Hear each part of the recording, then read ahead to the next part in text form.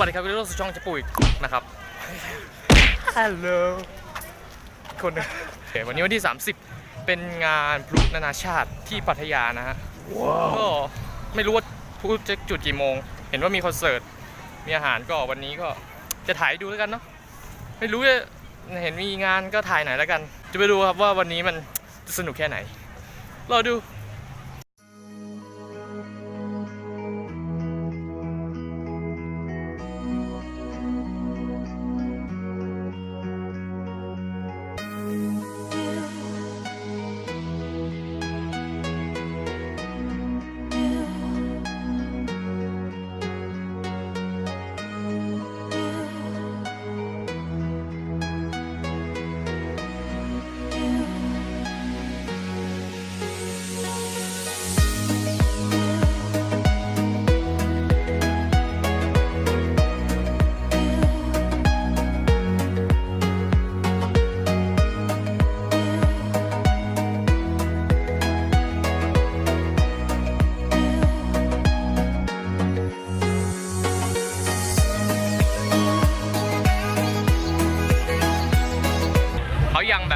ยังไม่เข้าถึงชานมไข่มุกที่แบบแท้จริง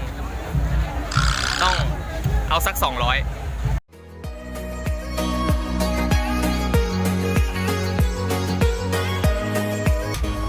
อาช็อกโกแลต1ครับชาเขียวสตรอเบอรี่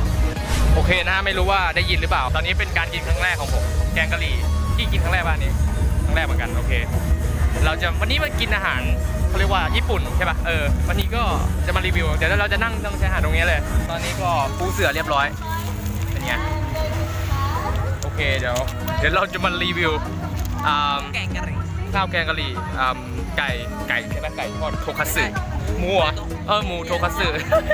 หลงละโอเคเดี๋ยวเรามาดูหน้าตามัน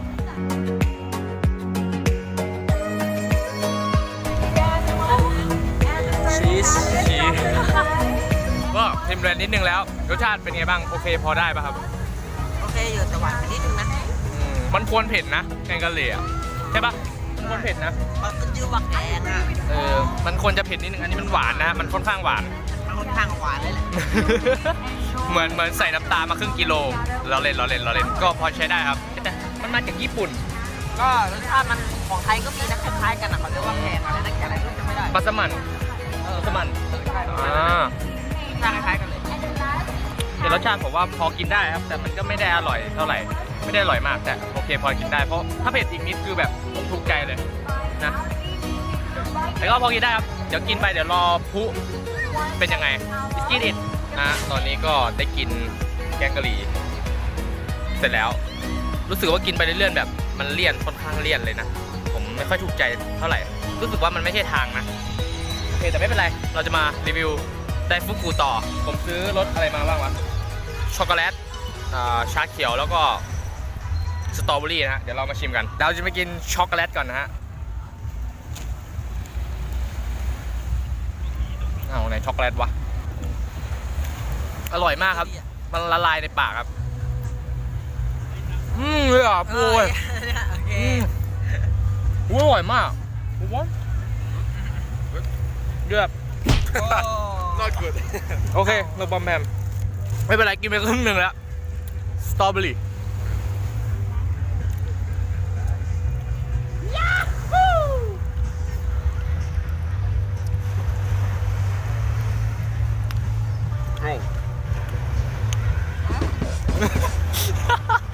good yeah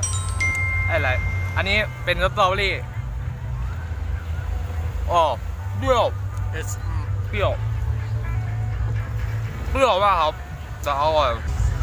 เดี๋ยวสุดท้ายครับชาเขียวรีวิวโคตรรวดเร็วอ่ะแล้วตัวก็ได้ก็6โอ้โห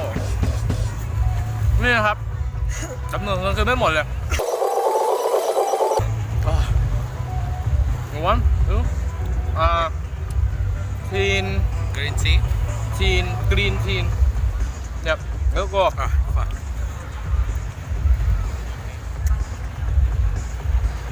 จะให้ฝรั่งกินอาหารญี่ปุ่น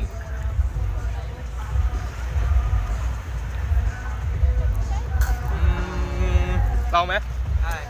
ชาเขียวคนละซีก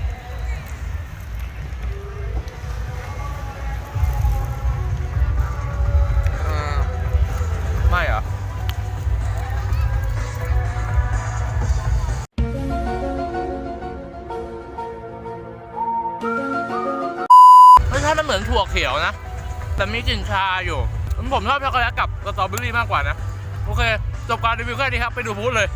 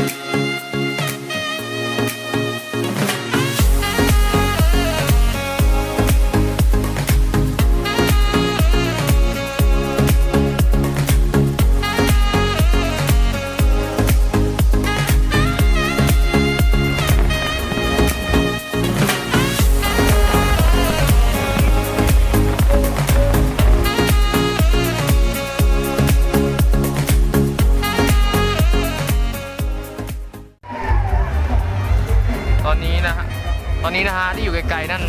บนเรือคือไฟไหม้ฮัลโหลไฟไหม้นะฮะไม่รู้ว่ามันเป็นไงบ้างดูดิมันไหม้นานมากไม่รู้ว่าโอเคหรือเปล่ามันไหม้บนเรือเลยอะฮัลโหลได้ป่าววะดูดิแบบโคตรเลย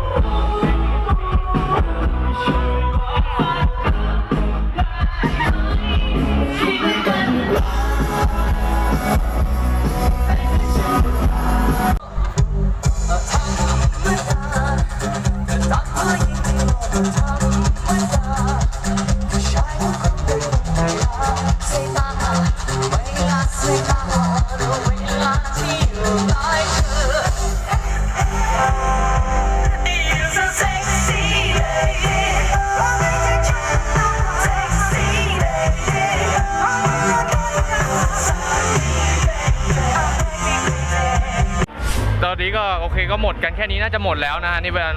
เรียบร้อยแล้วก็ตรงนั้นไฟไหม้เรือ ก็คือมันไหม้จริงๆอ่ะมันไหม้แบบหนักเลยอ่ะไม่รู้ว่ามันโอเคไม่น่าโอเคอ่ะไฟไหม้ขนาดนี้โอเคก็เดี๋ยวยังไงก็ยังไงเนาะก็ใครชอบคลิปนี้ก็อย่าลืมกดไลค์ครับอย่าลืมกดแชร์ครับสำคัญอย่าลืม subscribe ช่องผม CP จะป่วยสำหรับวันนี้ไปแล้วครับสวัสดีครับบ๊ายบาย